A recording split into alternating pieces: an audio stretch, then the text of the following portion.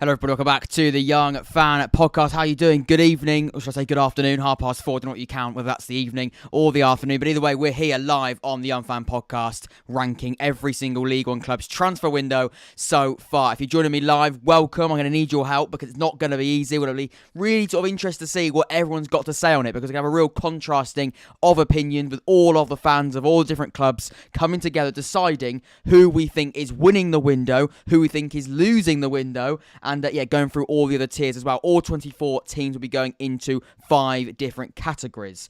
Hopefully you're all well. Leave a like, subscribe if you haven't already. We've got, I believe, already 30 odd people, and we've only just started. It's absolutely unbelievable. Hit that like button. It really would mean the world. Let's get straight into it. First of all, good afternoon. We're going to go with good afternoon until we hit 6 o'clock, which we won't reach 6 o'clock. I don't think we're going to be going on for an hour and a half, so we should be the afternoon the entire way through. We've got a Sheffield Wednesday fan in here, Joe Cran.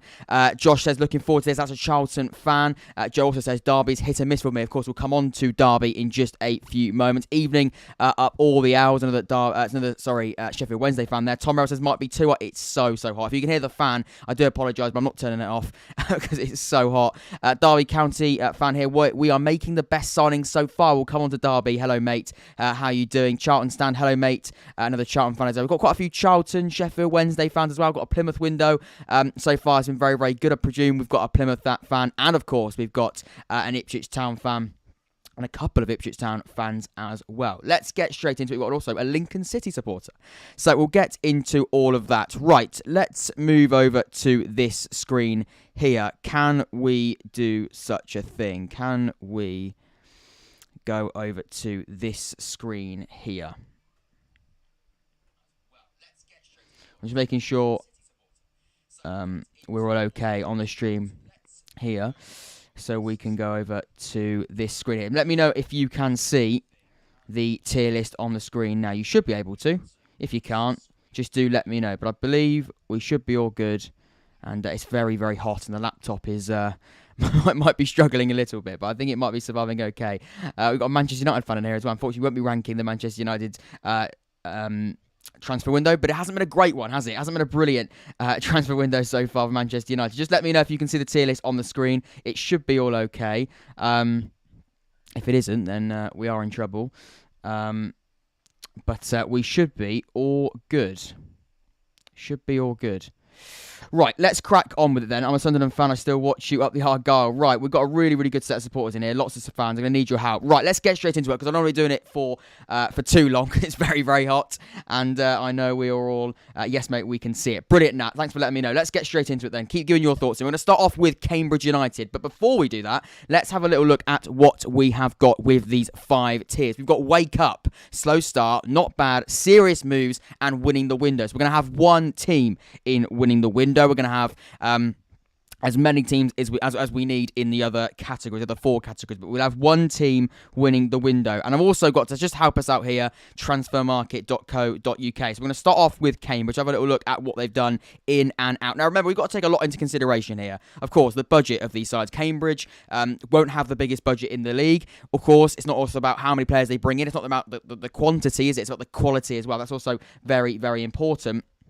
And at the same time, we've got to make sure that we're taking into consideration the pulling power of these sides. Because, for example, Sheffield Wednesday probably won't be able to pull in the same amount of quality. Someone like Cambridge probably won't be able to pull in the same amount of quality as, for example, a Sheffield Wednesday. That's no disrespect to Cambridge United. But, of course, the pulling power has to be there because of the stature and the size of the football clubs. Of course, we've got to make sure we do that. Realistically, so far, it's Derby in terms of transfers. We'll come on to Derby County. We've got a lot of Derby fans in it, as I knew we would. We'll come on to them just later on because there's a lot to talk about with Derby. But with Cambridge United, I'm looking at the transfers here. You should be able to see that screen here. I'll just double check and see on my screen you can, but I believe you can. Yes, you can. So I'm looking at that here. I mean, we'll start off with departures. Jack Arndale's a big loss, and especially to Bolton Wanderers. He's, of course, a divisional rival departure for Cambridge. Going to Bolton, a really, really good signing. A free transfer as well. It's not ideal, considering, of course, you probably could have got a decent fee for him, of course, if his contract wasn't up. He's a very, very good centre-back at 26 years of age as well. He's probably at his best point in his career.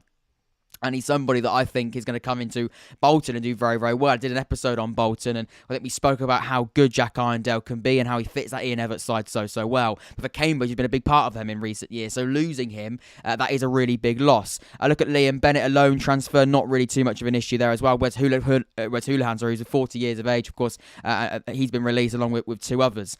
The players that are coming in, I'm looking at 2 free transfers here. A player as well without a fee. I believe that's an underclose fee from Bristol City. Under 23s or their, I guess, reserve side. Just let me know where you'd put Cambridge United. For me, I'm looking at this right now. I'm probably going to go not bad. It doesn't look like an awful window. It probably is looking to between slow start and probably not bad. But I think you've got to take into consideration they haven't lost Sam Smith, which is very, very important. They haven't lost Adam Smith, the midfielder, I think it is, who's very, very good last year, and they've kept hold, of those two. They have lost, of course, Jack Irondale, who we've already spoken about, is a bit of a loss. I'd say it's not bad. I think that's probably fair to say. But of course, let me know. You got live chat here, so do help me out. It's either slow start or not bad. It's quite difficult to say because of course the first one's not easy because we haven't looked at all the other clubs. But for me, it's between those two. Kenny Talks Football says slow start. It's a tough one, isn't it? It's a slow start or it's not bad. Have they lost? Sorry, I don't think they have. Sam Smith has been linked away, but nothing major yet. Exactly. So I think if you look, Sam Smith was massive for them last year. I don't want to take too long on each side. So you go because there's a bit of a delay anyway. I'm going to start off with not bad, but we might have to come back to that. It's Adam May, sorry, not Adam Smith. My bad. Adam May. Yeah, he's a very, very good midfielder. And they haven't lost him yet. Let's move on. Let's move on to the next one. Let's go to Peterborough. Because Peterborough have been fairly busy from what I know. Wrestling Hardcore by Jim Smith says, hi, Charlton. I don't know if he's saying hello to the entirety of Charlton or is a Charlton fan. We'll come on to that. Let's have a look at Peterborough. Let's scroll down to Peter. Remember, there's a bit of a delay on the chat, so not a bad window. I don't think it can be that bad. They haven't lost Smith, Charlton stand. So I don't think you can be too harsh on that sense. Unless you get hurt, it's not only bad. We'll come on to, of course, Pompey, who we're chatting about in the chat at the moment. So looking at Peterborough, Ben Thompson joins from Gillingham on a free transfer. That's a really good free transfer, by the way, because, of course, he was part of a side that got relegated last year in Gillingham, but he was somebody that, within that side, was a really good shining light, and not many players come out of that season with their head held high. Well, Ben Thompson could, in my opinion. I think he had a pretty good season. As for departures, a free transfer for Preston, the goalkeeper, David Cornell, a few other free transfers, Telford being one, player to Australia, Perth Glory one, George Grant is somebody George Grant, I was really impressive when he was at Lincoln 2 seasons ago in League One. But of course, he went to Peterborough, couldn't really break his way into that Peterborough starting 11, has gone up to Scotland now.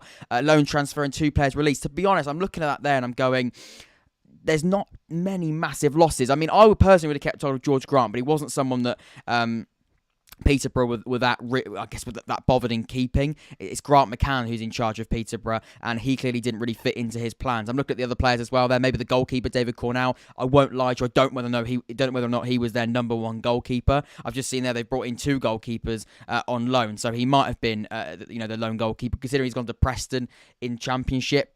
I'm presuming probably did have quite a big part of the season. But other than that, I'm looking at the other departures. I'm going, I don't see massive losses there. A 32-year-old, a couple of 27-year-olds, loan transfers, and a free transfer away to a non-league side. There's nothing that really shouts and screams there. And, if that goalkeeper was their number one goalkeeper, at 31, of course, it's I'm going to click on his name because I want to double check how much he played of last season. He's just joined Preston, like I said, in the Championship last season. Can we look at last season's stats?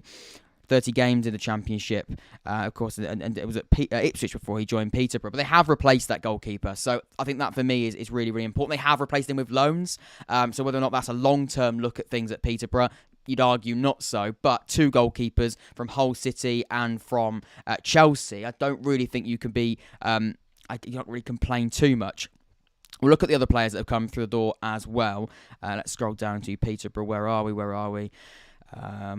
Here we are. And they look at the players coming in. David Ajobi from Sutton United. That's a really, really interesting signing. He did very, very well in non-league for Sutton. Leighton Orient midfielder as well. I've heard a lot about him, actually. Hector, I'm not even going to try and pronounce his second name, but defensive midfielder who has been doing very, very well for Leighton Orient. We spoke about Ben Thompson, a couple of loan signings there. Where will we put Peterborough? I think as long as Posh keep Clark Harris, I think that's very, very important. Clark Harris staying at the football club, of course, a goalkeeper that I think striker. I think a lot of people have been speaking about maybe to be that top goal scorer, not just for them personally, but also for the entire league. I'm trying to look here. You going to Derby the first game of the season, mate? Unfortunately, I'm not. I'm still on holiday. We already have structure. I was still talking about Peterborough have had a good window. I think it's been a fairly good window, to be quite honest with you. Like Charlton Stan made, I think he's spot on here. Remember, we're not just looking at the players that have come in and have gone out. We're also going to be looking at the players that they've kept hold of and the players that they haven't lost yet. And I think Clark Harris is a very, very important one. So I'm going to go, to be honest, it's been a good window so far for Peterborough. You can't really argue with it. I think, remember, we probably will do another one of these when the window closes, but I'm going to put. I mean, to be fair, we haven't really got a good window category. We've got not bad and serious moves. So, are they serious moves or are they not bad? Because serious moves is quite a strong category. I'm probably going to have to put them in not bad for that reason, but definitely the top end of that category because, like I said, the whole point of this is there's going to be a few areas in which we could put multiple clubs that are probably on different levels because, of course, we haven't got 6, 7 categories. That's the whole point of the fun. We've only got 5. So just let me know, serious moves or not bad in the chat. That would be amazing. Right, we're going to go to Portsmouth because everyone's talking about Portsmouth. I know, Leo in the chat is certainly quite passionate on his thoughts on Portsmouth's window so far. And I've got quite a lot to say about it as well. I've got a good friend, Tom from 4-0 written all over it. Jacob says not bad. I think that's probably fair, but the top end of not bad for Peterborough. They haven't lost their main man up front, and they've brought in some really good additions. They've lost the goalkeeper, but they've been able to replace him. So I think it's a not bad window for Peterborough, I'd say, at this stage. Right, let's go to Pompey because everyone's talking about Pompey in the chat. We need to have a little look at how Pompey are getting on. I'm going the wrong way. I'm meant to be going down past Peterborough. I've got quite a lot to say about Pompey. Like I said, I'm good friends with Tom from 4-0 written all over it, and we did an episode at the end of the season. We spoke about this window and how Portsmouth and Danny Cowley and the recruitment team at Portsmouth are going to approach this transfer window. It's been difficult not difficult, it's been strange. It's been quite bizarre. I think Portsmouth, when you look at the individual players they brought in, they all offer something very, very important. And I all think they're going to bring an element of quality to this Portsmouth side. And that's the most important thing. However, there's still definitely more they need to look at. There's definitely some more areas I think they probably will be looking to strengthen. They did lose Harness, and it's a strange one, that one. So, from what I know, Harness left on a permanent deal, but in return, Joe Pigott came in on loan, and of course, there would be a fee involved in that transfer. Harness for Pigott was a good trade for me. He's put a tractor in there, so I think we all know exactly how the Ipswich fans are feeling. I know Joe Pigott had a really, really bad season last year, and a lot of Ipswich Town fans weren't really that pleased with Joe Pigott. He joined from Wimbledon, I believe, and he was a striker. He's quite a tall striker who likes to play. He scored quite a few goals for AFC Wimbledon, and of course he joined on a free transfer to join Ipswich, and was sort of seen to be maybe that different kind of striker who could just chip in and be a bit of a nuisance really in the penalty area and cause a few problems and ultimately score goals. Didn't really work out. It really didn't work out. And when I look at the way that he might fit into his Pompey side, of course, you don't know. I mean, it's all about the type of striker and how he fits in. For me, for Joe Pigott, he does need the service. Last season, did he get service? To be honest, he probably did get some service and he did waste some chances. He wasn't in great form whatsoever.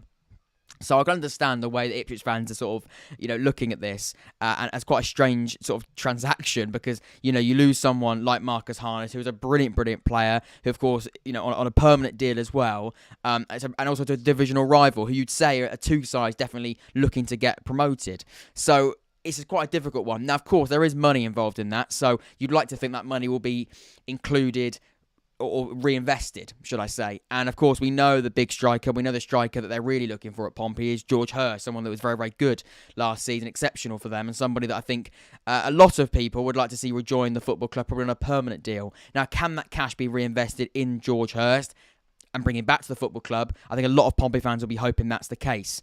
But right now, it's a difficult one to take because you're losing somebody who was probably one of your best assets to a divisional rival who you're definitely pushing promotion with, and you're joining or getting yourself Joe Pigott, who wasn't in good form in League One last season. Of course, like I said, it's all about the playing style. If Joe Pigott gets some confidence, he certainly can score goals. He has scored goals at League One level before. It wasn't his year last year. Can he do it for Pompey?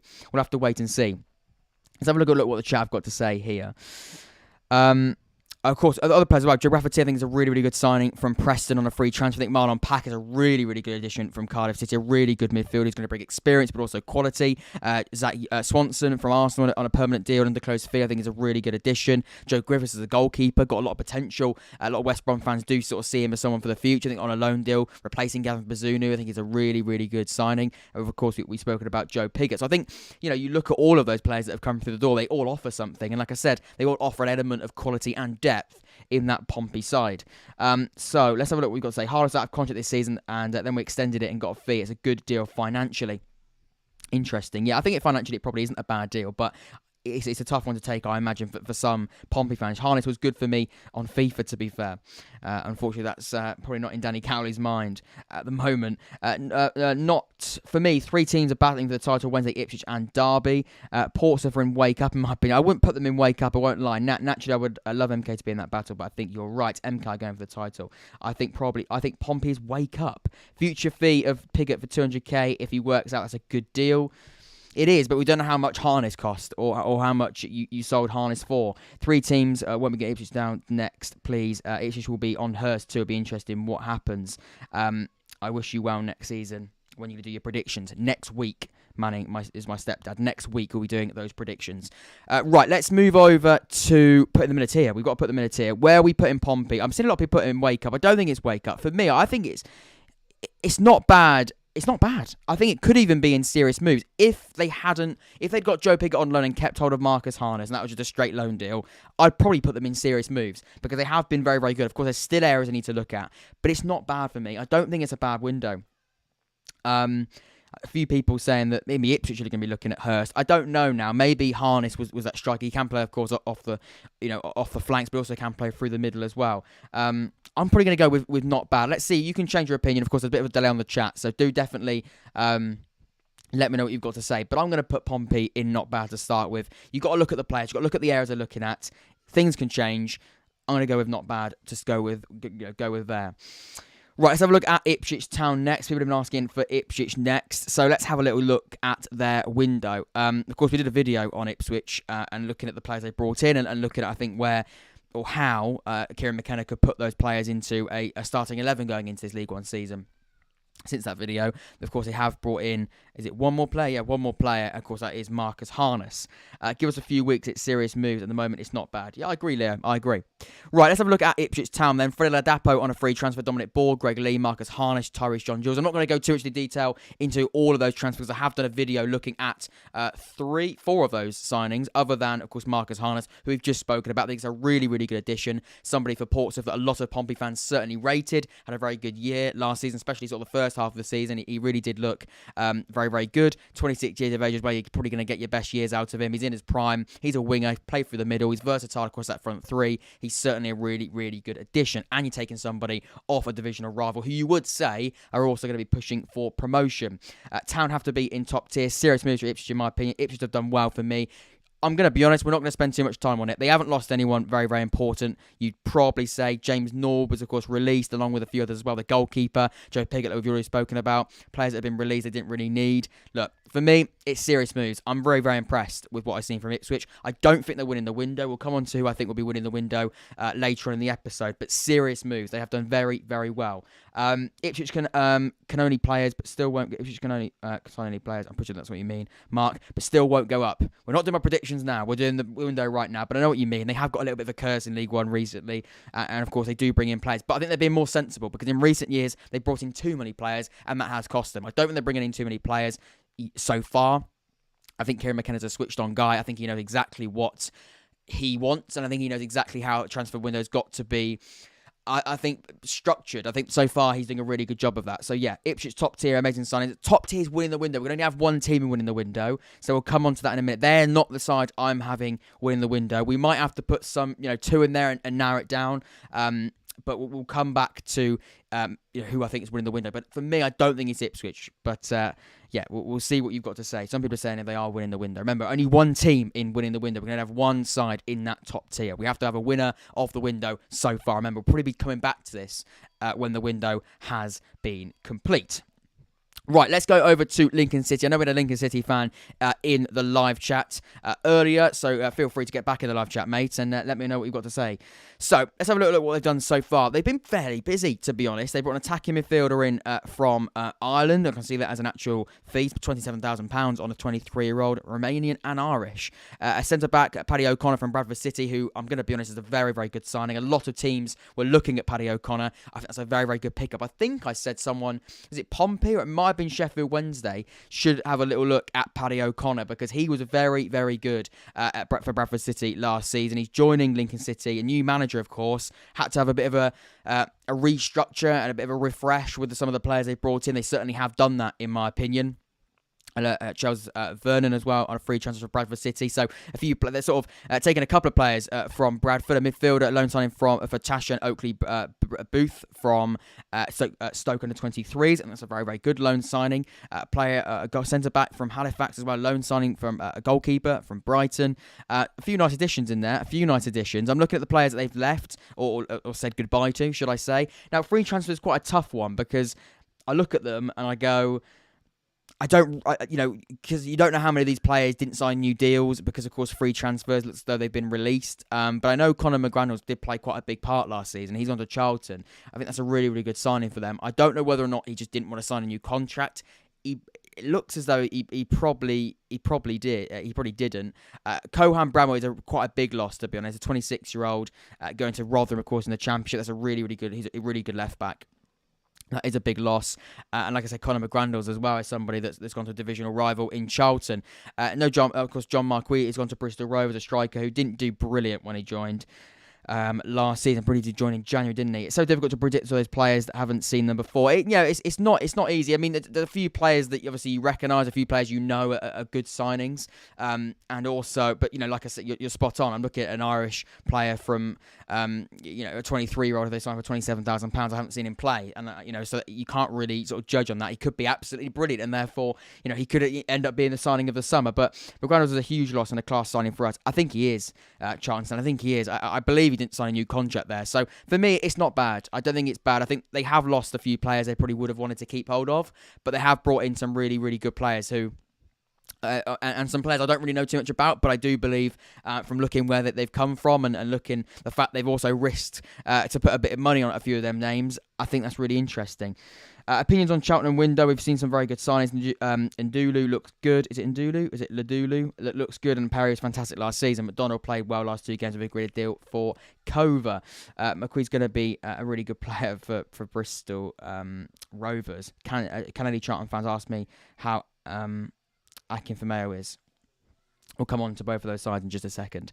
Right, let's go to Bristol Rovers. We spoke about John Marquis. Let's go to Bristol Rovers. Have a look at how they've done so far. Remember, we probably will come back to this at the end of the window because, of course, the window hasn't closed yet. We're almost, I believe, halfway through, maybe just over halfway. Of course, we'll have a little look then. But so far, sides have been fairly busy. So I'm looking at Bristol Rovers. Quite a few outs, to be fair. Quite a few players that have been that have left the club or have been released, to be fair, and a few players that have gone to Swindon Town. Kean Harris, I believe, sort of left the club in a little bit of toxic fashion. I know one Rovers vlogs, Charlie, very, very good lad, and apparently he blocked him on Twitter or something. So I don't think he left with too much. Too happy, to be quite honest with you. Ollie Hilbert has gone to Yeovil on a free transfer. All players have left have been free transfers, and also been players that have been released. To be fair, I don't see any massive players are that bothered about going and leaving. Rovers had a good window. Yeah, I think, to be honest, that they have had a really, really good window. No players of real significance leaving the football club in terms of the players that have come through the door. James Gibbons has joined a right back from Port Vale, who did very well in League 2 last season. Of course, somebody that's now going to League 1, but also Port Vale were going to League 1. So, of course, we don't really know what's going on there. John Marquis, a striker who didn't do brilliantly for Lincoln City, and for Pompey, he was a little bit hit and miss. You'd probably say miss quite a few of the time. So we'll have to have a look what he does. But I do believe he's a striker that can score goals in this league. I think for Bristol Rovers, a side that we know how Joe Barton likes to play. You don't know. I think he could fit that system. I don't know. I think we all know how Joe Barton likes to play. He does generally play quite an attractive brand of football. How is he going to sort of transition that brand of football into League One, where, of course, they really did struggle 2 seasons ago, but, got promoted brilliantly in the end? And how's John Marquis going to fit in that? I think he's going to be somebody who just... I think he's quite a strong back to goal, quite physical type of striker. So I think at this sort of point where Bristol Rovers are at the moment, I think he probably can fit that fairly well. By the way, it's pronounced Unlundulu. There we go. I do apologise for pronouncing that very, very wrong. Can any Charlton fans have done that one? Port Vale's squad structure is much more about gelling and bonding than individual quality. We'll come on to Port Vale, but I remember Sampa, I remember your chat there. Need at least 5 more before the season starts. Evans at 3-year contract's a big win for us. Yeah, of course, we can't see the contract extensions as well. That of course does have a factor. For Bristol Rovers, I think it's been a not bad window so far. I think they probably will look and bring some more players in. Like the Bristol Rovers fan we've got in the chat, has already said. But I think they probably will bring more players in, and they probably do need to. But so far, no significant departures. Some really good play during the football club, adding that bit of depth, but also quality as well. I think it's a not bad window, in my opinion. Right, let's get some water down. It's blooming hot in here. Right, let's move on to Forest Green Rovers. We've got any Forest Green Rovers people in the chat. Do let me know, because they've been fairly busy. Fairly busy. A few players have left the club, which we'll come on to, which I do sort of know a bit about. Nikki Kaden's the one that stands out for me, somebody who is a big loss for them. Very, very good for Forest Green last season. Very, very good. Can play left midfield, left wing back, left back. He played a really, really big role in their promotion last season. So losing him is a big loss. A really, really big loss. They've also lost their manager as well. He's gone, of course, to manage Watford. Bit of a controversial exit for him. He's gone to the Championship and a side like, in Watford, who's looking for quite a long-term, finally, sort of a bit of a long-term approach, especially when it comes to managers not sacking them after 2 months. Did, of course, controversially leave Forest Green Rovers. Forest Green Rovers in, like I said, quite a controversial fashion. But they have been busy, and it's quite difficult to sort of, I guess, question the fact that their manager left and sort of take that into account when we look at the window. We probably won't do that, but I would say that's definitely something to bear in mind. Looking at the players that they have brought in, David Davis, a free transfer from Shrewsbury Town. They've gone quite young. I'm looking at the players they brought in there. 31-year-old. Other than that, they've got a 21-year-old, 20-year-old, 24-year-old, 23-year-old, 26-year-old. Say is sort of on the not older side, but someone sort of the peak of his career, the middle age of his time. Little, who we had at Oxford United a few years ago from Torquay, he's doing very, very well in non-league for Torquay. So I think that's a really, really exciting one to watch out for. And Alfie Bonnet, a free transfer from Rotherham, a goalkeeper as well. Forest Green Rovers lost massive players, Wilson and Adams. They just have lost some really key players. You're spot on. Nikki Kaden, of course, is one we've spoken about, but Ebu Adams going to Cardiff is a big one. Kane Wilson, a 22-year-old going to Bristol. These are players that have gone for the step up. They've gone for the step up. Cardiff and Bristol, of course, in the Championship. I'm looking at someone like Kaden, who's gone to Barnsley, who definitely have aspirations to get back in the Championship. Their departure stands out for me. So it's quite hard because I don't want to put them in slow start because they have been. I might even. This is my number one rule. I'm going to change the name of it because I feel as though that's. I'm going to go stand. I don't want to nick James Lawrence Hallcott's one because he did this a few days ago. I'm going to go walk. I'm going to go heading backward or walking backwards or something along the lines of backwards. We're going to start with going. Yeah, let's go heading backwards. Because I think that is sort of where heading backward, and I'm going to put Forest Green in there because the thing is with Forest Green is they have brought in players, so it hasn't been a slow start in that sense, but they've lost players who are very, very good and I think will go on and have very good careers, but big losses for them. But they have brought players and they've tried to replace them the best they can. They won't be able to replace them player for player because it's impossible. They're very, very talented players who have gone, going to a bit, a higher division. And replacing them is very, very hard. So they will struggle this season, says Manny is my stepdad. Yeah, I think they are heading backward. You look at their squad, it's tough. I might have to rename the tier, but I'm going to go with that. If you've got any better names for that, by the way, that's a good question for the chat. If you've got any better names for that tier list, what I'm trying to sort of say is a tier which sort of shows a side that has done quite a fair bit of business. They haven't been slow out the blocks, but they've lost key players. They've tried to replace them, quite busy. But you know what I'm trying to say. Maybe their squad isn't as strong and they have lost key players in the squad. I'm going to go with heading backward because they're strong. Their squad is probably worse than it was starting the window. So their starting 11 was, and we look at the players they have lost. Right, let's go to Derby County then, because of course everyone's been talking about Derby County. A lot of supporters, of course, of Derby County. Let's see what Derby fans have got to say for this one. I'm probably going to go in. I've got quite a bit to say. I'm going to be honest. They're not my winner of the window.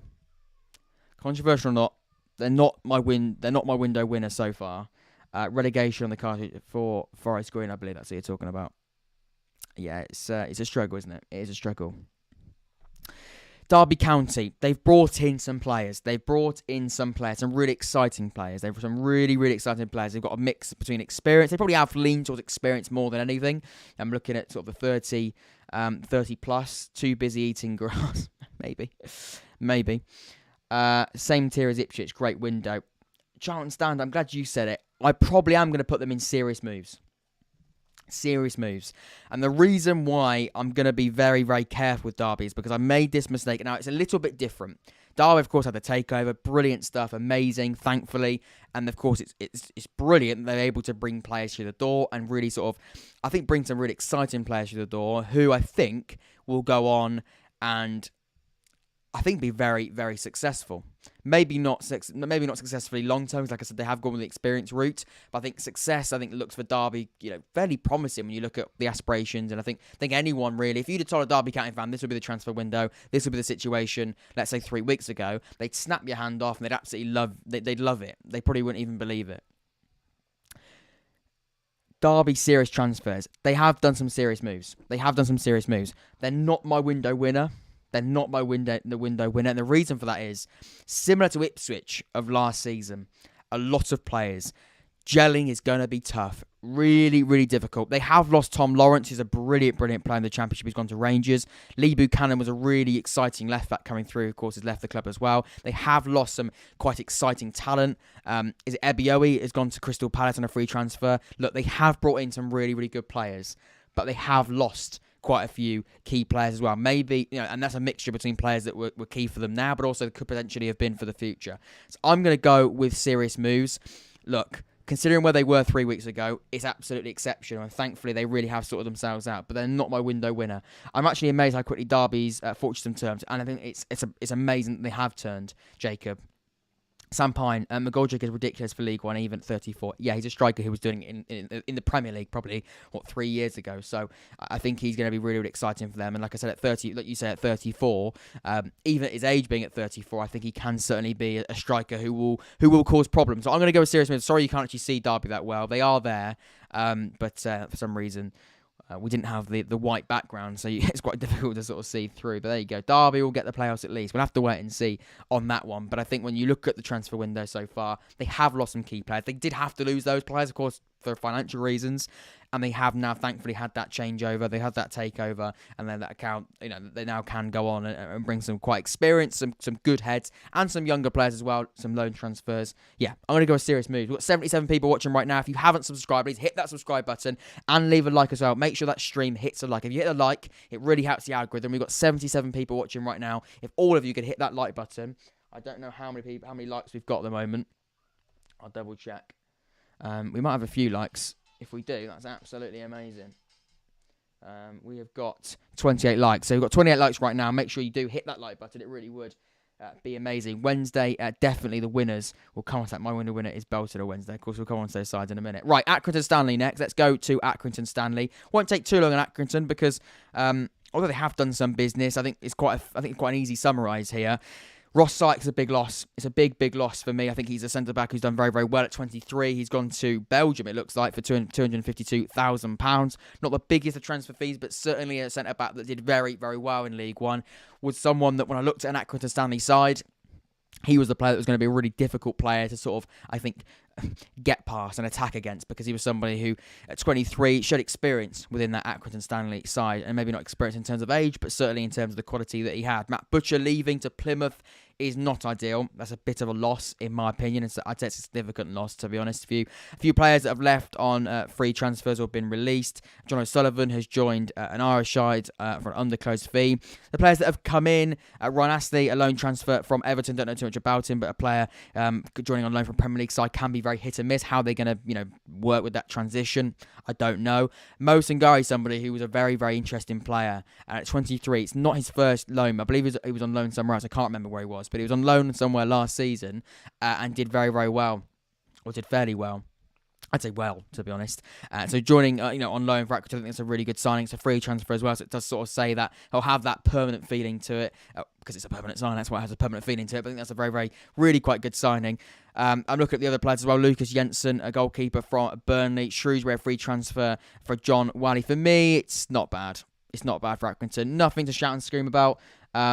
But it's not awful. Jacob, we've got Jake and Ollie Ball in the chat. Absolutely incredible. How you doing, lads? He says, hi, guys. Jacob and Ollie Ball. Absolutely amazing that you're in the live chat. Of course, we all love Jacob. We all love Ollie Ball. Amazing, amazing people. Or lads, should I say. And brilliant content. Great to see you in here. And while you're in here, Jacob and Ollie, I don't know which one it is. It could be both of you. I don't know. But whoever it is, where would you put Bolton? Because we haven't done Bolton yet, and I'm intrigued to see where you'd put them. So we've got a few other chats to keep up with here. Thing is, Wednesday got the players in early for pre-season. We'll come on to Wednesday. We won't forget about that. Also, Matt Butcher. Yeah, Matt Butcher is a big loss joining Plymouth. And the love for Ollie Ball. Bolton will go up. Jacob and Ollie Ball are confident. That they are going up. Well, with the transfer they've made, they have been ambitious. They haven't maybe brought in loads and loads of players, but I think the quality has been there. Right, let's go to Oxford United in a minute, because while Ollie and Jacob are here, let's have a look at Bolton Wanderers. We're not playing a player. Gary says, we not pay for a player last time, 2020. Are you talking about Accrington Stanley, Gary? I'm not entirely sure, but if you are, amazing. Bolton transfer window, defo scran it. You definitely got to scran that Bolton window. Of course you have. Amazing stuff. Right, let's have a look at Bolton, because for some reason it doesn't have the other loan signing. Of course, you have got James Trafford as well. Let's click on Bolton, because for some reason Transfer Market are refusing to show your other signing, because of course it's not just the two of you. Of course, you have also signed James Trafford. He's extended his loan. I'd put them in serious moves. It probably is serious moves. I'm probably going to have to agree with you. I think Jack Arndale is a centre-back we've already spoken about at the start of the episode, but I think he's a really good centre-back.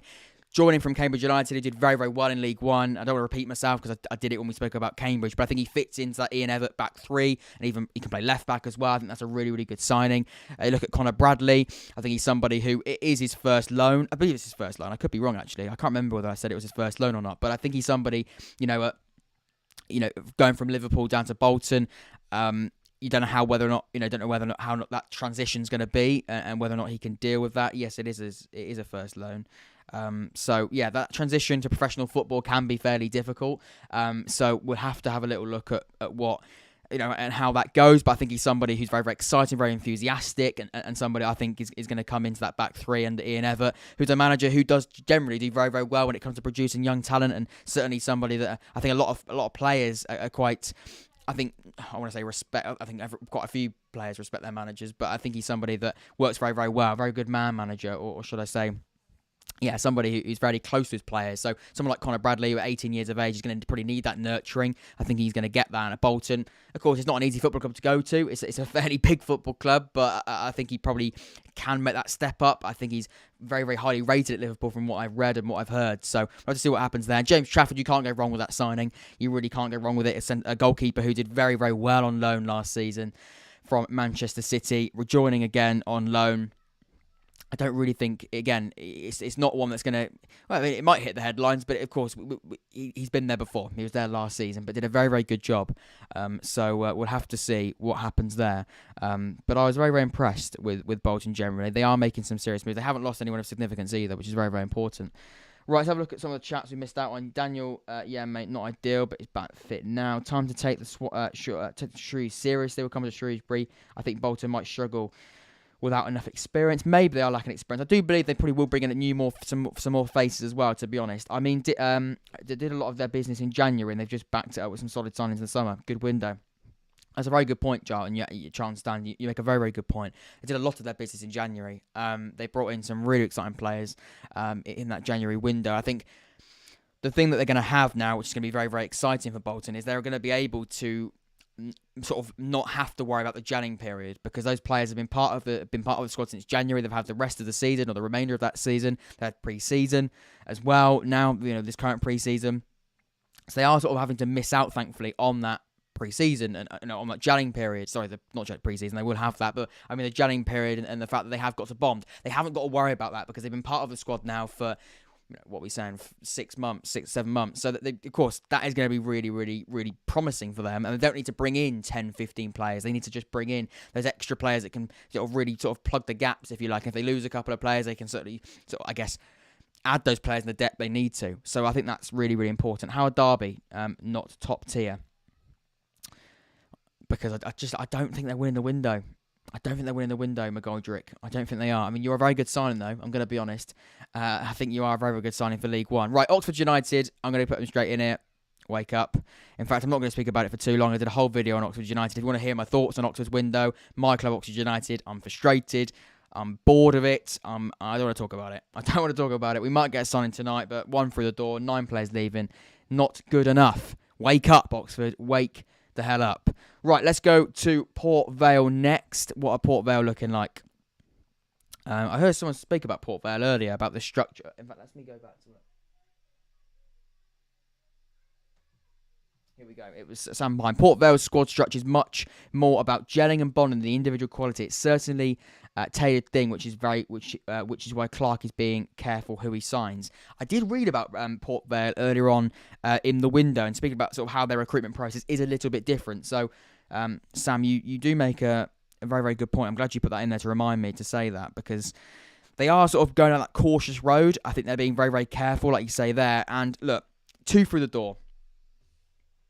Cautious or not, that's tough, because you're meant, the step up is of course, it's big from League One from League Two to League One. It is a big step up. Thankfully for a lot of sides last season who got promoted, I think did they all stay up? Yeah, I think they did. Cambridge stayed up, Morecambe stayed up, Cheltenham stayed up, and Bolton stayed up. So of course that you can stay in the league, and of course you can. It's an obvious thing for me to say, but those teams did make signings and they did make additions. And for Port Vale, you've only bought 2 players through the door. Centre back from Newcastle, a free transfer, Ojo from Aberdeen. It's tough, isn't it? It's really, really difficult, because I look at it and I go, it's not a brilliant window. It's not a brilliant window. The step up, like I said, is really quite significant, as it is when you get promoted. But the way the league, the League One, there's some huge sides in this league. I think one thing I will say is there's 5 substitutes this season. We haven't spoken about that yet. 5 subs this season. You're going to need depth in the squad more than ever. More than ever. So how are Port Vale going to deal with that? They've also lost James Gibbons to Bristol Rovers, who of course now are in League One with them. A few players that have left, and Jack Taylor going to Morecambe, of course, another team in League One. Certainly cautious is the word. Let's have a little look what you got to say in the chat. Looking at that, of course, we spoke about what is it Sam? Is it Sam I spoke about a minute ago? What Sam said about Port Vale and how he said they are looking for a more cautious approach. It certainly is cautious. Is it too cautious? That's what I'm saying. Bolton just announced the signing of Derry City centre back. Have they? I don't know. I haven't. They might have done that right now. That'd be that'd be quite interesting. Saying that, I can't seem to okay, there's a bit of a conversation there. Brilliant stuff. Love the discussion. I'm gonna be honest. I know they've been cautious. It's worrying. A little bit worrying. In fact, I've actually changed my tier.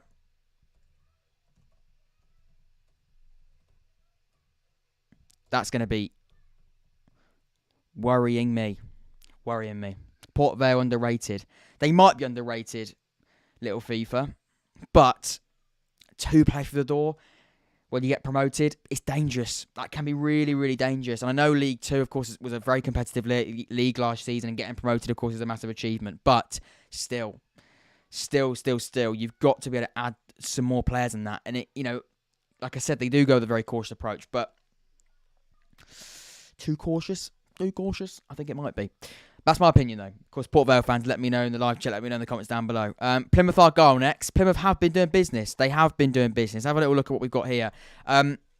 Michael Miller, left winger from Rotherham United, a free transfer, who played last season, of course, for a side that came second and got automatically promoted. Matt Butcher, we spoke about him going from Accrington. Somebody who's been doing very, very well for Accrington in recent seasons. Very, very impressed with them. in him in particular, but I think him and that Accrington Stanley side did work really quite well. Finn Azaz was a player that was, I think, quite touted around, to be honest, wasn't he? Someone who was certainly available for loan from Aston Villa. A lot of people knew he was going to be available for loan. I think he's an attacking midfielder. There's a bit of flair about him. Really, really exciting. A lot of Aston Villa fans are quite excited about what he's got in him. As a potential, and in the long term, I think it's a really good loan signing for Plymouth Argyle, and somebody I think he'll definitely benefit from that as well. Norwich as well, right back on loan. Pali Mumba, right back at 20 years of age, who I think you can't really go wrong with that. I look at all four of those signings. A few players have been promoted from the under 18s into the first team. I look at all of those signings. They all add something a little bit different. You've got a bit of attacking spark with Azaz and with Michael Miller. You've got Matt Butcher, who's been very, very well in the midfield for Accrington, like I've already said. And someone like Bumba is going to come into that right back position. And I think as a loan, I think, again, it benefits Norwich, but also benefits Plymouth massively, because I think I've seen Bumba, and I've seen a few people speak about him, actually. I think he, again, is someone with a bit of future about him. So I think that's a really good signing. Good window from Argyle. Is it serious moves? Is it serious moves? Damn, they've basically lost no one. They haven't lost anyone, Jacob. That's a really good point. No one really has left. Kamara hasn't left either, unless I'm completely wrong there. Let's have a look at what people have got to say about that. I reckon Forest Green Rovers, Port Vale, Morecambe and Fleetwood bottom four for me. Interesting. Argyle not bad or serious moves. Good window for Argyle. All I know is Wednesday on there. Great window for the Greens, all quite young. Ryan Broom will be a miss unless they can get him back. Yeah, he was a loan transfer, wasn't he? Was it from Peterborough? So yeah, it's serious moves. If I had a category in between not bad and serious moves, let's say good or great, they probably would be in there. They have made some serious moves. They haven't lost anyone. Very, very important. So, yeah, we're going to go with that. Right, Burton, let's whiz for a few, because we've been going for a little while now and I'm hot and I need to get out of this room because it's so hot in here. The fans stopped working as well now, which is just not helping things. I'm sweating very, very much. Wednesday are winning the league. Let's have a little look at Burton. Free transfer for a few lads there. An Oldham player, 24-year-old attacking midfielder. We spoke about him, actually. Davis Kelly-Dunn, somebody who did very, very well for Oldham in League Two. And I think we put him in the one player that every League One club should sign. I don't know who we put him forward for, but I don't think it was Burton. Free transfer from Barnsley as well. Callum Butcher from Dundee United. A few loan deals in there as well. We know Jimmy Floyd Hasselbank is a manager who does like a loan. He does like a loan. So Kamara staying as well. I think that's a really, really good, because I think Kamara, he wasn't interested in signing a new contract. Whether or not he has signed a new contract now, I don't know. But that's a really, really good keep hold, if you like. Again, I'm looking at the players that they've kept hold of as well. It doesn't seem too disappointing. Haven't lost anyone of significance. The players they've brought in, again, I don't know every single one of them, but I'm looking at them and I'm going, they look fairly decent. It's not bad. It's not bad. I'm sorry, I can't give you a real deep dive into them individually. I know Davis Kelly had done just by looking at his statistics. He did very well for Oldham. And I'm looking at centre forward from Barnsley. I haven't seen him play.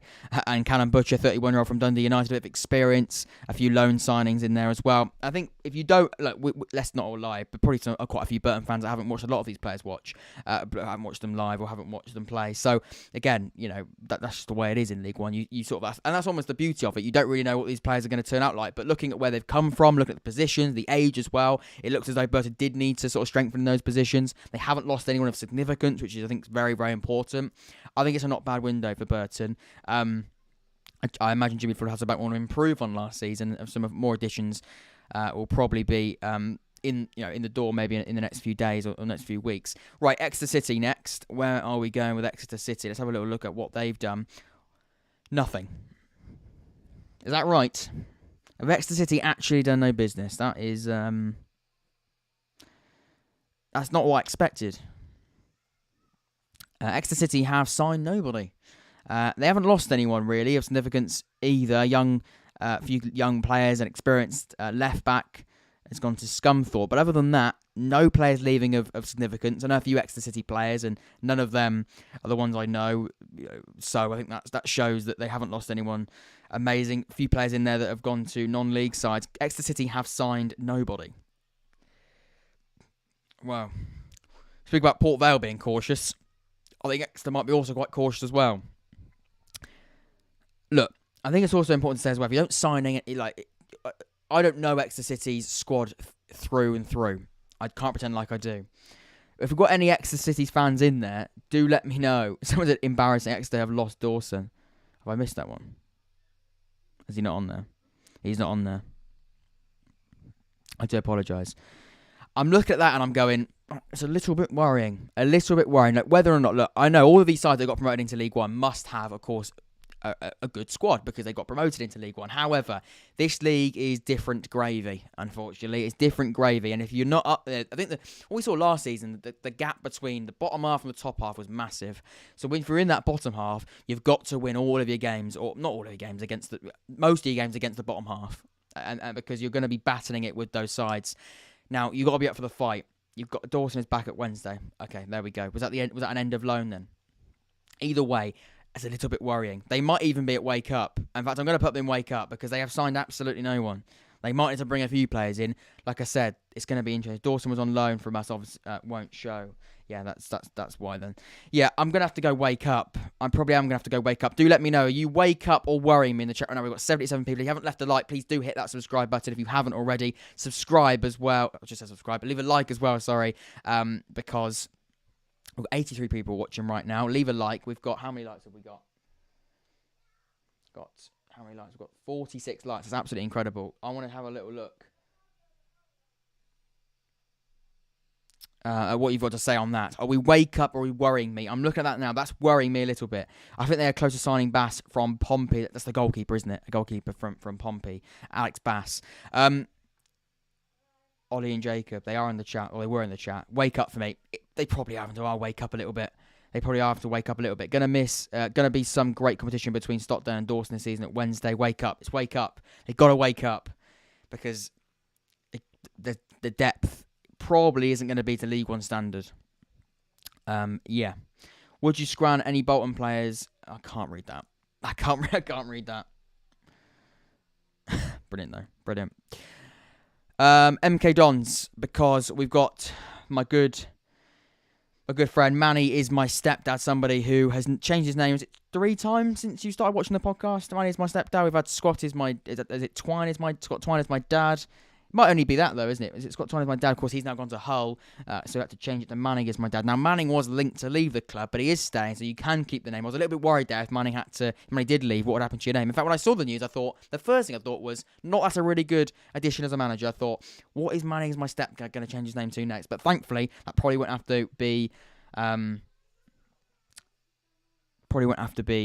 problem. Thankfully, it's been rough. It's serious moves.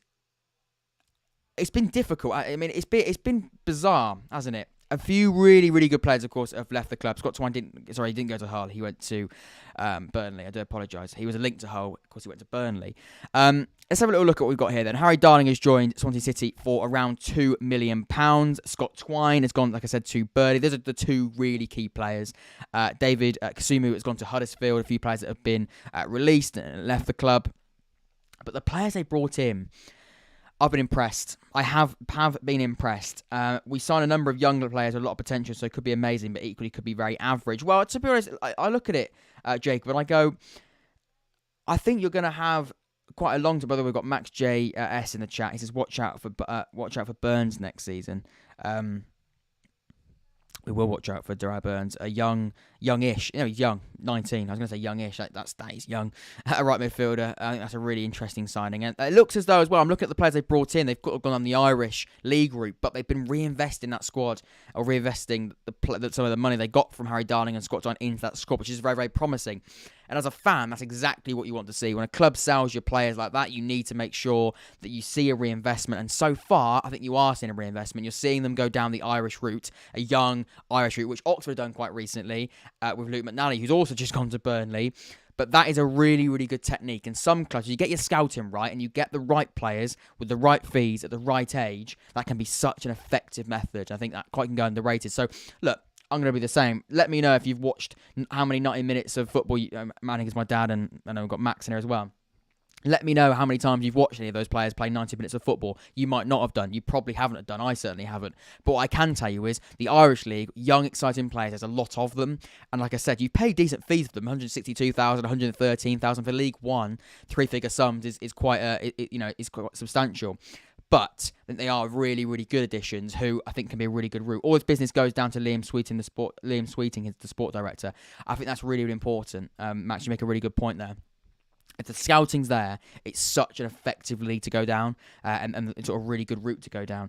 The Crown says Smith going to be banging them in for fun. We signed a lot of young players, so it's risky, but I think the two Irish lads were very smart moves. I think they're very, very smart moves. Like I said, they could be hit or miss. And what I would say is one thing I would, not advise, but one thing I will sort of put out there.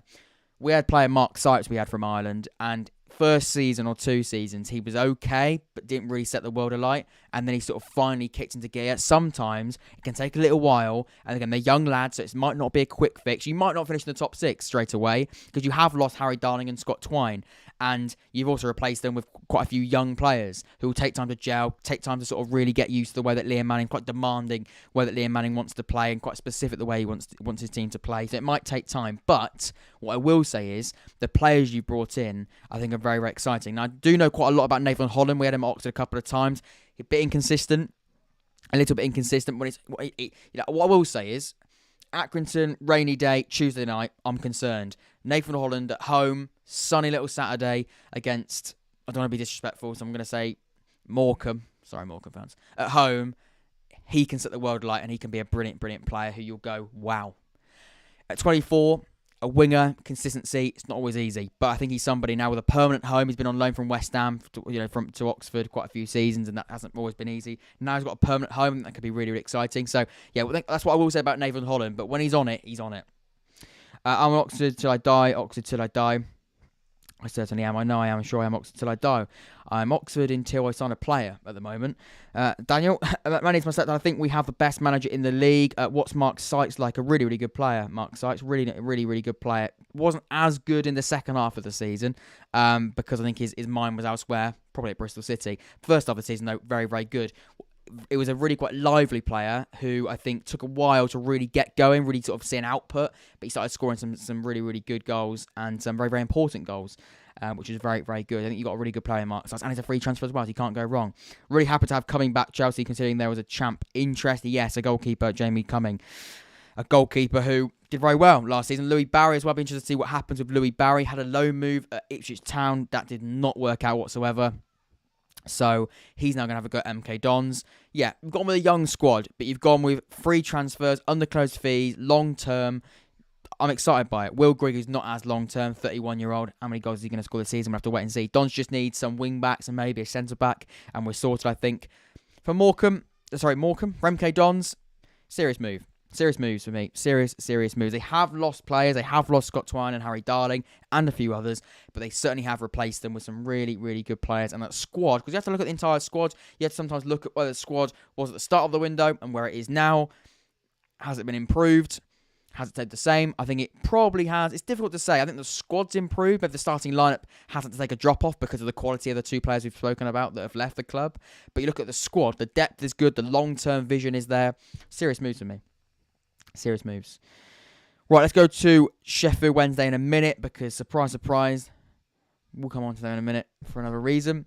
Sheffield Wednesday need out of the League One this season. A huge city like the England's fourth largest city should be doing better. Top 2 if no injuries. Wednesday and Bolton will be in the top 2 by the end of the season. We'll come back to Wednesday because we're going to go to, let's have a little look at Morecambe. There's a few things I want to say about the other side. So let's go to Morecambe next. One big thing I'd say about Morecambe, they haven't lost Cole Stockton yet. He is somebody, if he can keep hold of Cole Stockton, he is somebody who, as proven last season, can score goals. He really, really can. Seen Oxford been linked to a Palace youngster. He looks like a decent prospect. Jones could do well. Sinclair is a no. Jerome Sinclair, I don't want Jerome Sinclair. I don't want Jerome Sinclair. I don't mind Jones, though. Jody Jones from Coventry, but he is somebody that I think is very, very susceptible to injuries, and quite large injuries. But Sinclair, I don't want to get anywhere near him. He was a lovely bloke, but as a footballer, we've seen him before. He wasn't good back then, and he hasn't played football for a year. So I can't really see how he's improved. So Yeah, but you can watch my sort of detailed look at Oxford United season, a bit of not a rant, but certainly one where I break down an awful start to a window at Oxford. Yeah, hasn't gone great. Right, let's have a look. We're going to win the league, Mark. I promise. If no injuries, I reckon they're winners. Sheffield Wednesday. Some deluded Sheffield Wednesday fans here. We'll come on to Sheffield Wednesday. Right, let's go to finish with Morecambe. A few free transfers in there as well. Donald Love, a right back from Salford City, who did very, very well in League Two last season for Salford. A few players actually from Salford. A winger, Ashley Hunter, who I think a lot of Salford fans were quite impressed with, making that step up now to League One. Now Morecambe, they have lost Greg Lee, who was a left back, who was very, very good last season. He's gone to Ipswich, like we know about. I think he was an attacking wing back as well as somebody who can play on the defensive sort of aspect of a fullback as well. But they have kept hold of Cole Stockton. That's my big talking point here. Cole Stockton has stayed. We know the amount of goals that Cole Stockton scored last season. He single-handedly kept them up. Without him, they definitely would have gone down, in my opinion. They're not worrying me. I mean, there is some areas still. Have they got a weaker squad than quite a few of the other teams? You probably would have to sort of say yes. Yeah, I'm probably going to... They're not worrying me with the window. I'm looking at the window, and for some reason now it's not letting me move. They are now moving. Yeah, look, they're not worrying me. It's not bad. That's what I'm going to go with. Right, let's go to Fleetwood. Now, Fleetwood's an interesting one because I was quite impressed with Fleetwood. I've been quite impressed with Fleetwood. Look, a few people, I think a lot of people are putting them in sort of the bottom four. And of course, my prediction is going to be coming out next Friday, the 22nd of July, the big episode. A lot of people have been speaking about, of course, coming out on the 22nd of July. A lot of people predict them in the bottom four. I've been fairly impressed with the signings. I think Jay Lynch, the goalkeeper from Rochdale, is a goalkeeper who did well for Rochdale. And I think is a goalkeeper that's going to come in and be that number one goalkeeper. I imagine he might not be, but I think he's a goalkeeper that is certainly going to challenge the other goalkeepers in that squad. But a few players I want to sort of really, I think, shine a light on. Josh Earl from Preston, really good left back. Really, really good left back. Free transfer, I think that's a really, really good fullback. I'm looking at Josh Vela from Shrewsbury. Free transfer, really, really exciting. Really, really exciting. By the way, 99 people watching right now. Please do hit that like button. We've got 99 people right now. If you haven't subscribed, by the way, we're on the road to 2.02 subscribers, or 0. I think we're on 2.03 now. If you haven't subscribed, please hit that subscribe button and leave a like as well. Nice slow man. Good luck with Sheffield. Nice show, man. Sorry, nice. Good luck with the show. Sheffield best away fans, Premier League last season, fourth in the league, class. I'm a huge fan of Greg Lee. I think he's a top player. Yeah, I think Greg Lee is a really big miss for Morecambe. You're right. Yeah, I'm going to go Fleetwood. I don't think it's been a bad window. I think Brendan, by the way, is it? I can't even pronounce his name. I'm awful at pronouncing names. Brendan Rudu from Colchester. He did very, very well in League Two. I think that's a really good pickup. Sean Rooney, a right back from Scotland, is a really good fullback. And Callum Morton from West Brom. We spoke about him on the video I did a few weeks ago. He's a really, really good striker who a low move will definitely benefit here. Oh, no, sorry, that's a permanent deal for under closed fee. I think that's a really, really good, really good signing. A few players have left the club. Jordan Rosita has gone to Bristol Rovers. A few other players there that have left, but of no real significance, other than maybe Callum Camps, who has been good for them for the previous few years. But I look at that squad itself. I look at the players they've brought in. I think that's good. I think it's not serious moves, but it's not a bad window. It's not a bad window, not at all. Yeah, I see people here saying that Fleetwood looking strong in the middle with Vela and with Warudu. Yeah, I think they are. I think Vela's a really good pickup, and it's a big loss for Shrewsbury as well. I've got Fleetwood staying up 100% impressed with the business. Yeah, I think it's a not bad window. The reason why I'm not going to put them in serious moves is because they've lost Callum Camps, who I know a lot of people at Fleetwood were quite disappointed with losing, and there is some still areas they need to look at. But I think Josh Earl as well, a lot of people will be not really speaking about him. I think Josh Earl is a really good left back, and I think he's going to come in and I think at 23 also give you a bit of long-term sustainability as well. Think that Fleetwood W. Yeah, I think it's not bad. Right, let's go to Shrewsbury. Then we were left with a few sides. Once Shrewsbury and Cheltenham are done, I think we've got quite a lot to say about the other sides. How long have we been going live for, by the way? We've been going live for quite a while now. How long have we been going live for? Where's my timer?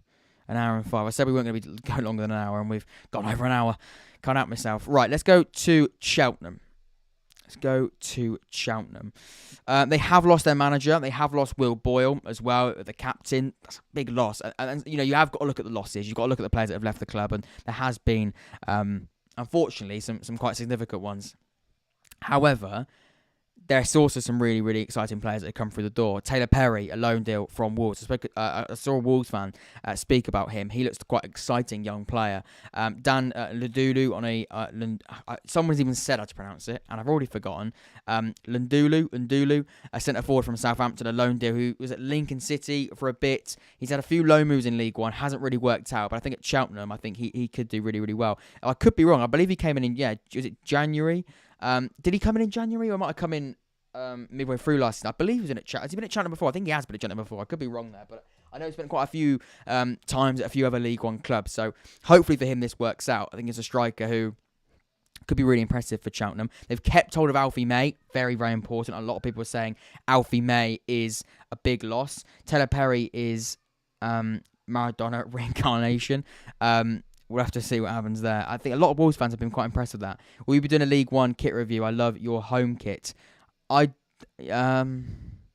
people want to see it, I might have to do it as quite a fun video. MK Don's going to be up there with us. Daniel Ashhead, Norwich. I think that's also. I'm gonna be awful here. Definitely don't clip this up. Played him with Football Manager. Good player. Tom Bradbury, centre back. Now, I haven't played with him on Football Manager, but I can tell you, Tom Bradbury has done very, very well for Halifax, and I think did I get that? I might have got it right. I think I predicted that he would be that brilliant, or maybe not brilliant. Let's see how he gets on. But I think he's a really good Cheltenham top Will Boyle replacement. A really good Will Boyle replacement. And whether or not he can live up to the expectations of Will Boyle, because of course Will Boyle was very, very good. He's gone now to the Championship, but I think he's been very, very good. And for Halifax, now can he make that step up from Halifax into League One? It's a big jump, but I think a centre back under at Cheltenham in recent years, they haven't done too badly. And like I said, they've kept hold of Alfie May as well. So for me, I think Cheltenham had a not bad window. I think it hasn't been that bad. I think it's been really, really quite interesting. Don away kit looks like someone has I can't say that either. But I'm definitely going to check that out, Manning. That's quite funny.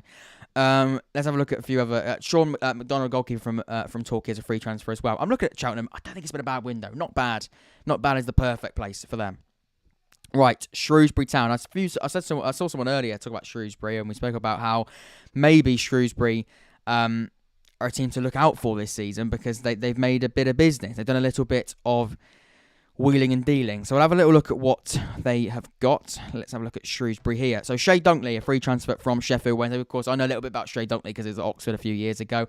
Didn't really work out at Sheffield Wednesday. Injuries were a bit of a factor as the reason why that didn't work out. Tom Bayliss from Preston on a free transfer midfielder. I think that's a really good signing. I think Aidan O'Brien from Portsmouth is also a really good free transfer as well. Jordan Shipley from Coventry. That also a very, very good signing as well.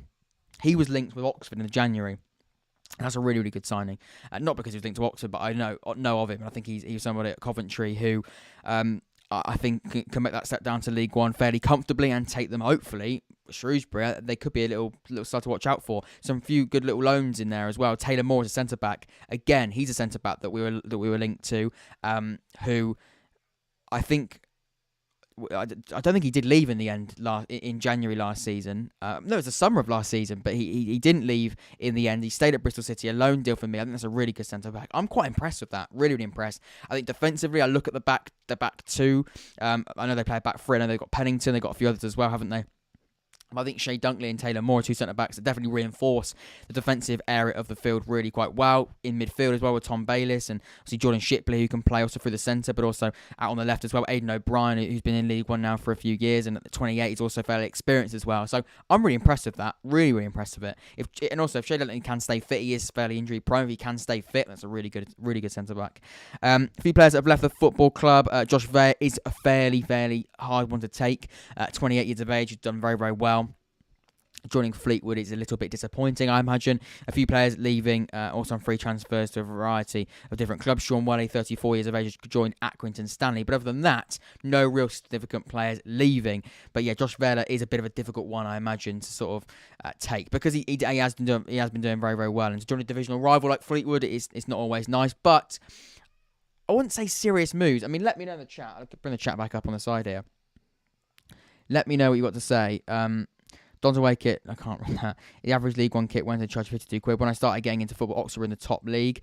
Yes, we were in the first division back then, weren't we? Peterborough, decent window, got to be a good window for Shrewsbury. I reckon Shrewsbury will be a surprise team this season. Their business has been classed. I think Dunkley could be classed for Shrewsbury. Yeah, I think you're all sort of reiterating exactly, what I just said there, which is brilliant that we can agree. I think it's been... Could they be... Taylor Moore is a good League One defender, just can't cut it in the Championship. Yeah, I think he's... Yeah, that probably is... He's one of those players, isn't he? One of those players who I think can make that step down fairly comfortably. But yeah, can he make that step up right now? Maybe he needs a year of regular football in League One. We'll have to wait and see. But yeah, we'll have a look. I'm going to go with not bad, but they're probably in the top end of not bad. They could be in the top end of not bad. They might even be in serious moves. It's not bad, but they have lost Josh Vela. If they kept on a Josh Vela and brought in maybe another striker, but I don't think they've brought in a centre forward yet. They haven't yet, have they? I think they probably will be looking at a striker. Then we'll have to have a little look at maybe put them in serious moves. But not bad. I'm happy to put them in there. Right. Charlton. Brilliant guy. Tyler Rowlandson. Somebody who has been doing his... Is it Addict Edition series he does on his channel? Brilliant channel. Check him out. Charlton fans, I'm sure you'll know who he is. We need to talk about... they announced just today for something like 700k. Fair enough. Cheers for that. Charlton. Why no Derby County? Derby County are there. Sorry, mate. You can't see them. They're here. They are here. They're in serious moves. Sorry about it. It's just that you can't see them through the thing. As a Sheffield Wednesday fan, Dunkley looked very shaken at points and looked like he felt really pressured. I mean, it's not an easy team to go to, Sheffield Wednesday, is it? When you look at the way that they are. See, Josh says, here we go. Right, let's go to Charlton. I've been impressed with Charlton. I really, really have. I think it's been a really, really... Look, I'm going to say it. A lot of people have been sort of quite critical of Charlton. Maybe not in the sense they've been, I guess, not being happy with their business, but they've also not been very, I guess, generous with where they put them in their sort of predictions. I've seen a few people, and the bookies including that as well, sort of hovering around mid-table. I'm going to be honest. I've been fairly impressed with Charlton's window. I have been fairly impressed with it. My team, Sheffield Wednesday and Shrewsbury, in my opinion, are winning the window for the club. Shrewsbury, the fact that they're bringing in some players, it's insane. That's a good point, actually, because we've got them in not bad. And I did say the top end of not bad. They have been very, very good, and maybe keeping on Josh Vela would have maybe pushed them in. I'm going to say serious moves. And the reason why I've changed it is not just because, it is just because I read that, but he's reminded me of a very, very good point, or she, Alex Middleton. It could be a girl. I don't know. But either way, Alex, you made a very, very good point. You've got to remember the size of the club isn't the biggest. You've got to remember when you're competing with Sheffield Wednesday, you're competing with Ipswich. To bring players like Taylor Moore, who we've spoken about, probably isn't ready for the Championship or isn't Championship proven and maybe doesn't need that step out into League One. Still, really good signing. A few other players in there as well we spoke about. Jordan Shipley, for one. These are players that have been linked to teams like Oxford, who aren't massive either, but teams that have been in around top six, for example, and teams like Ipswich and these sort of bigger clubs. And I think you're looking at the way that Shrewsbury have approached this window. I think it's been quite good. I'm a bloke. There we go, Alex. Had to sort of, I can't, it's 2022. Got to be careful what you say, but glad we clarified it. Got to be serious moves. Haven't been great and been money. Got to be serious. I believe you talk about Charlton. That's fine. Don't worry. They're in serious moves next to Ipswich. Been hard to see. I believe it was now. I'm sorry. We've gone back to Shrewsbury. Let's get back to Charlton. A really good point, Alex. Really good point. Right. Let's have a look at Charlton. Of course, Ben Garner, new manager, of course, was at Swindon last season. Did very well for Swindon. A manager that came into Swindon with a very limited expectation because of the fact that they were in a bit of financial concern, you'd say. So they've actually, gone, as we expected, gone to Swindon Town and brought in some really, really good goalkeeper and a really good right back as well. Now, Egbo is a really enthusiastic right back who likes to go forward, likes to be that attacking player. Will he go with the back three? Will he go with the back four? I don't entirely know, but I think he's someone who can play in either. Plays that right wing back, plays that right back. I think at 24 as well, he can also learn and continue his growth under Ben Garner. Joe Woolacott, a goalkeeper. Now, they're quite stacked in the goalkeeper department. We believe, is it McGillivray? Forget it. I know what I'm trying to say. You know what I'm trying to talk about. Can't say his name. And I know exactly who I'm trying to say. Goalkeeper who's been at Charlton for quite a while recently. But I think Joe Woolacott is a little bit... Joe Woolacott is a bit more of a Ben Garner goalkeeper. Likes to use his feet. Likes to be on the edge of his box a little bit more. Likes to sort of use that distribution in a more modern sense. I think fits the way that Ben Garner wants to play a little bit better. So I understand why that goalkeeper signing has been made. It's going to be a back four. Okay, he can play that fine. Conor McGrandles from Lincoln is a very, very good signing, a brilliant midfielder. Struggled last season a little bit because of the fact Lincoln were also struggling as a side. Guy's best playing a 4-3-3 or 4-2-3-1 this season. Well, there we go. He can play that absolutely fine. I think Egan O'Connell has been, I think, was it the captain at Rochdale? I could be completely wrong, but I think he was certainly a centre-back with a lot of influence at Rochdale, a free transfer. Financially, they've ticked a lot of boxes. Settignon as a right back from Fulham is a really, really good signing. The reason why I know about Conor McGrandles is because he was part of the Lincoln City side under Michael Appleton, who did very, very well. And I know Joe Walcott is somebody that is a modern goalkeeper, likes to use his feet. And Stephen Settignon was at Plymouth last season and did very, very well. His brother's also a very, very good player as well, playing for Tottenham, of course. So I'm going to say Charlton have done some serious moves. They haven't lost anyone massive. A lot of these players that have left the club needed to go. And I think that's important. Connor Washington, I think, was a little bit of a harsh one. But I think Connor Washington probably had his chance at Charlton. And I think probably was time to move on. Chris Gunter, a lot of people didn't really want him to be anywhere near the football club. Adam Matthews, Ben Parrington has gone to Scotland. I can't see any significant players leaving the club. Been very impressed with the players coming through. They can't win the window yet. There are still areas they need to look at, but the areas they have looked at have been really, very promising. I think it's a serious move at Charlton. I'm happy to put them in there. I think they've been really, really good, and I think they've really backed Ben Garner. Maybe not in the fact that they've had loads of money to spend, because they haven't financially spent a lot of money at all. But look, sometimes you look at the free transfers that they have made and the loan signings they've made.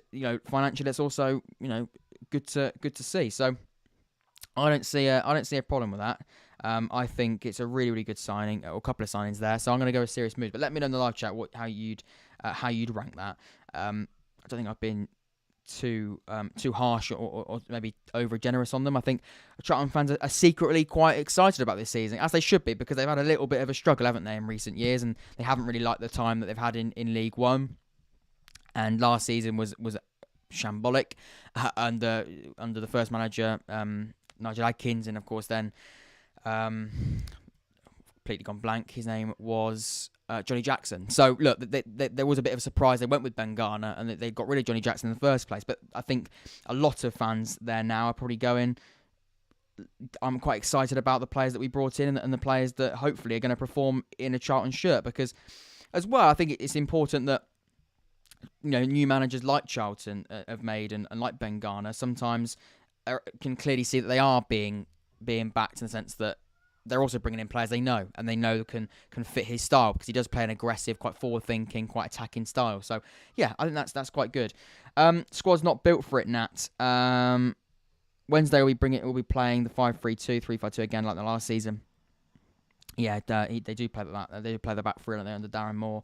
Yes, spot on. Wickham and a cut keeper, otherwise could be in trouble. Be nice to have an actual centre back. Yes. We'll come on to Wickham now. In fact, I'm going to put them straight away. They probably are. Are they in Wake Up, or are they worrying me? They're one of the two. I'm going to go with that right now, but let me know you can change that. We'll come on to them in detail in just a second. But yeah, for Charlton, I'm happy to put them in serious moves. I mean, I'm quite impressed with them. Charlton have had some good youth players breaking through this season as well. I did look at that video that Tyler Rowlandson did. Definitely do check that out, Tyler. It's a video. Charlton fan. He spoke about the young players coming through. Will they get given a chance to Ben Garner? Maybe. I'd like to think so. Ben Garner does like to use the youth. He's worked in, I think, as an academy. He started at the Crystal Palace Academy, I believe, which could be a little bit of a controversial one for Charlton fans, another bit of a rivalry there. But I think he's somebody that will has certainly recruited players that he knows with the Swindon, I guess, with the Swindon lads, but also players that I think we all know League One that can sort of do it at this level. So yeah, it's exciting. Right, let's have a look. Charlton stand. What do you think of Alex for Memoir? Should be excited with the signing, or should we be excited with the signing or not? He was on loan last season, wasn't he? There. Right, Wickham. I'm going to go with worrying me, and the reason for that is they've been fairly quiet. In fact, they've been very quiet. A goalkeeper's come through the door. Along with, it might be, yeah, they've brought in Jack Young, Newcastle. on the closed fee. Melo, the free transfer centre forward. No, they haven't signed a goalkeeper yet, have they? They haven't signed a goalkeeper. Have they signed a goalkeeper? They haven't. Apparently that's close though, isn't it? Free transfer centre forward, Dimani Melo. That's a free transfer. Newcastle's Jack Young as well, and a lad from Worthing. Players leaving the club. Anthony Stewart is a big loss. I don't care what people say. He's a centre back who's been doing very well for Wycombe Wanderers in recent years. He's a centre back that's very, very strong, plays the physical way that Wycombe like to play. He's tall as well from set pieces. He's a threat. I look at David Stockdale, a bit of a surprise player that I didn't think many people thought he'd be leaving, but a free transfer. He was out of contract. Only had a contract till the end of the season. Didn't renew it. It's gone to Sheffield Wednesday. Big one for Sheffield Wednesday. But for Wycombe, it's a big loss because he did very, very well for them last season. Certainly a player that I think a lot of Sheffield Wednesday fans are going to be happy that they've got hold of. And I think a lot of Wycombe fans are quite disappointing that they've lost. Could be a backup to Vokes. Yeah, I mean, he's a young lad, isn't he? A young lad from Manchester United. You just don't know. I respect this league, very hard league to go out of. Took 2 years. Sunderland fan, I believe. Alex Middleton says, cheers for that analysis. Absolutely fine, but don't worry.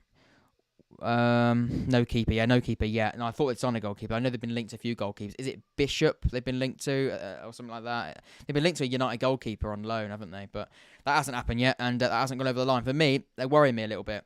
In fact, they could even be wake up. Just wake up. Sorry, but Stewart made a lot of mistakes. Tavazzoli made him look bang average. That's fair enough. Wycombe's a very, very worrying one. Not brought in players who can replace the players they had. Need to get their act together. This may sound weird, but the teams who lost playoff final struggled in the following season. That on top of Wycombe's lack of signings, I think they'll be drop off this season. He was poor last season and nothing to offer except unless balls. This is for Mem, is the other centre back we're talking about. Good luck to all the fans. Hope you enjoy the season. Best of luck from the Steel City, Sheffield. Cheers, Charlton stand. Yeah, well, we'll go with worrying me. They worry me a little bit. Gareth Friends would have said we basically have one though. Okay, well that's promising. I'm gonna go worrying me. They do need to wake up a little bit, but they worry me. That's what they are. Right, the final two then. Of course, we're coming to Sheffield Wednesday. At last place, not at last. We'll do them in a minute because I want to go to Barnsley for a second. Or for a while, because I've got a little bit to speak about. Losing Charlton Morris to Luton for £1 million was a striker that at 26. I mean, £1 million's not bad, is it? I mean, £1 million can be reinvested. Of course, getting relegated, that is nice to have some money coming in and reinvesting all of the runnings of the football club, because there will be a loss in the money when you do get relegated. A few players that have left the club. Callum Woodrow is linked to quite a few clubs. Ipswich are looking at him. Bolton are looking at him. He's gone to the Championship or stayed in the Championship with Luton. If he can stay fit, a really, really good striker. A few other lads that have left there as well. If we've got any Barnsley fans in the chat, let me know about the lads that have gone to Austria and is it Belgium? I know of Colton Morris, a striker who has, like I say, gone to Luton for £1 million, and Corey Woodrow is a striker. 2 centre forwards there, to be honest, including a few others. In fact, there's about 5 that have left the club up front, but 2 have come through the door, and one of them is James Norwood, who last season for Ipswich, a little bit hit and miss, didn't get much game time in the first half of the season, then came into starting 11 and did, score a few goals here and there. Certainly somebody who is an experienced number 9. For me, Nikki Kaden's the standout. He's very, very good in League 2. A lot of clubs were in for him. A lot of teams wanted him. A really exciting left wing back, left midfielder, left back. Free transfer, you can't go wrong. I think financially they've been very, very good. The areas they've strengthened have been quite impressive. Conor McCarthy, I think he's a really good young centre back going through. Well, not coming through, he's 24, but I think he's somebody who is on the younger side. 21, Luke O'Connell from Celtic on a free transfer as well. And Robbie Cundy from Bristol City. I'm impressed with it. I think they've... Is it serious moves, but not bad? I think it's interesting. Barnsley have done well with that. They've done. Morris and Woodrow were one, if you want to see surprising, but also not. They're players too good for the league, in my opinion. They get Alfie May, class window. We spoke about Alfie May earlier. I think he's somebody that might reunite with, of course, then their new manager, Michael Duff. But we'll see what happens there. Saving the best till last. But it's a good plan B. Wednesday winning the League One. Is it not? But I think Barnsley could be dark horses promotion. I don't think they'd be dark horses, to be honest, TC. I think they'd probably be favourites. Not the only favourites, but certainly one of the favourites to go up. I don't think they'd be complete dark horses. But yeah, I'm going to go with, again, top end of not bad. Maybe go serious moves. They get Alfie May over the line. It's a serious move. Good afternoon from St Kitts, West Indies. Good afternoon to you, sir. Hopefully you're well. Leave a like on the screen. If you haven't subscribed, please do hit that subscribe button. Leave a like as well. We've got one more team to go. We've been live now for How long have we been live for? Nearly 6 o'clock. Nearly, Jesus, live, is that an hour and a half? So what, isn't it? We've been live for an hour and a half. Well, it's what happens. It's what happens.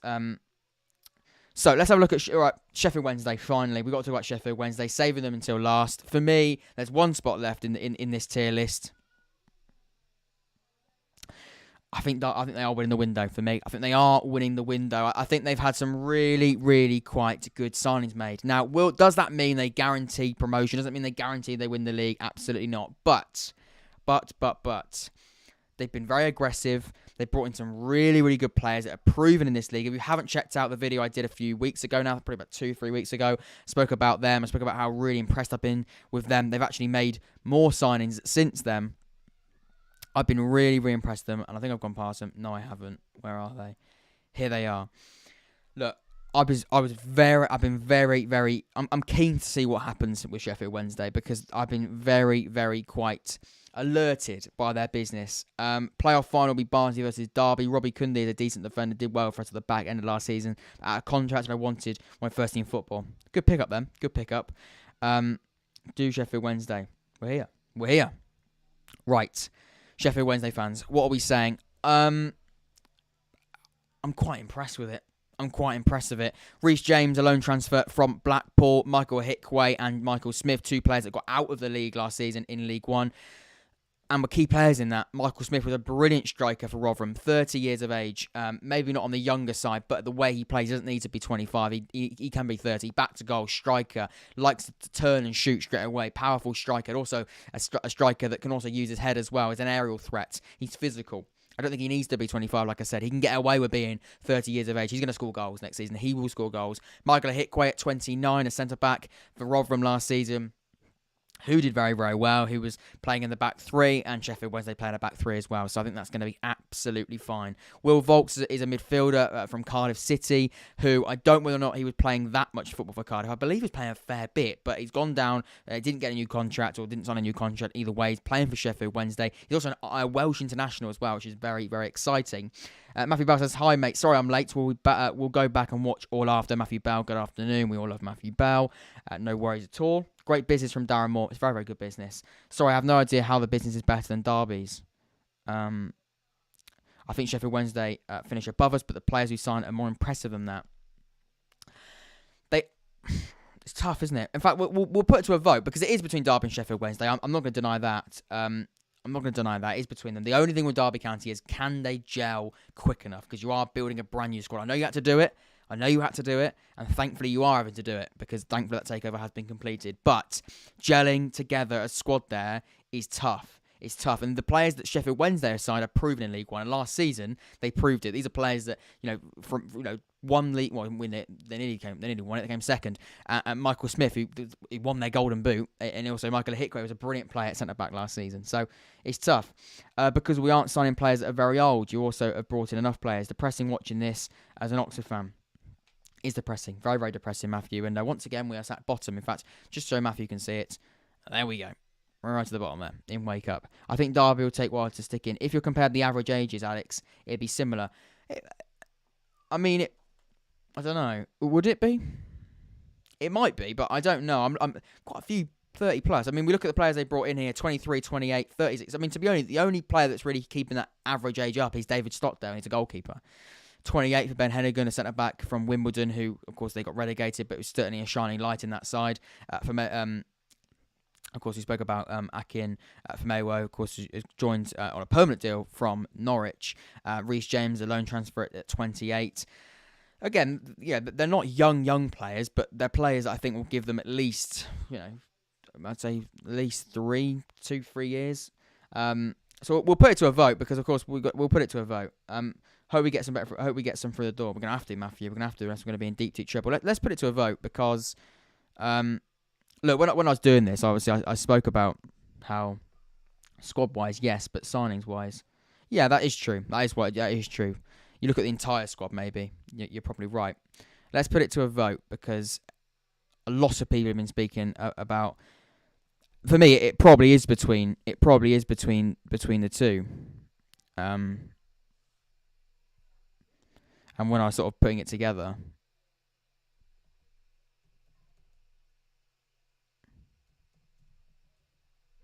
They were definitely the two that sort of stood out. Am I?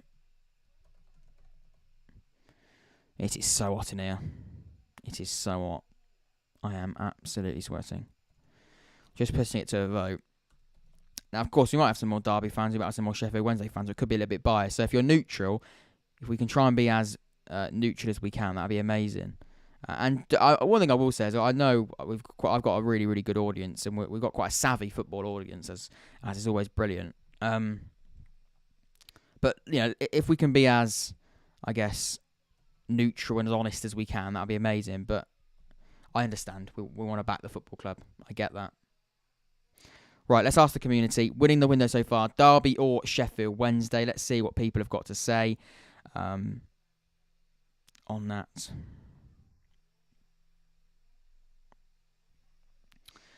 Here we go.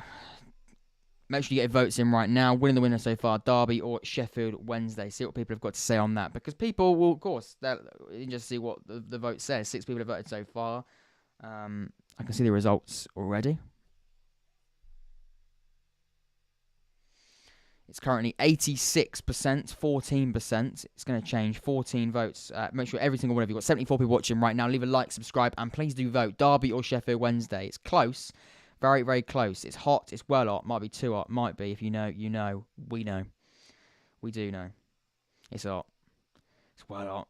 Might be too hot. Might be. In between us. What a film. And what a series as well.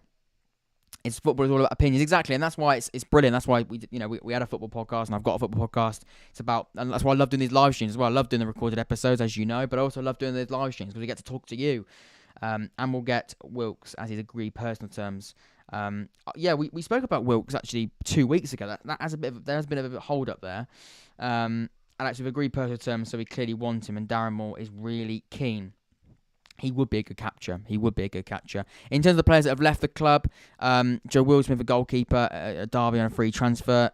Kieran Brennan has gone to Swindon. Nathaniel Mendes-Leng has gone to Derby. Interesting. A few players have been released as well, Liongo and Sadio Berahino. But the players have been impressive that they've come through the door. What kind of pre-season have Derby had? Wednesday have been to Portugal and have faced Bournemouth. Let's have a look at the votes so far. It's currently 26% Derby, 74% Sheffield Wednesday, and 35 people have voted. Like that's just what we've got so far. We can't go on for ages and ages because I'm going to lie to you, it is very hot in here.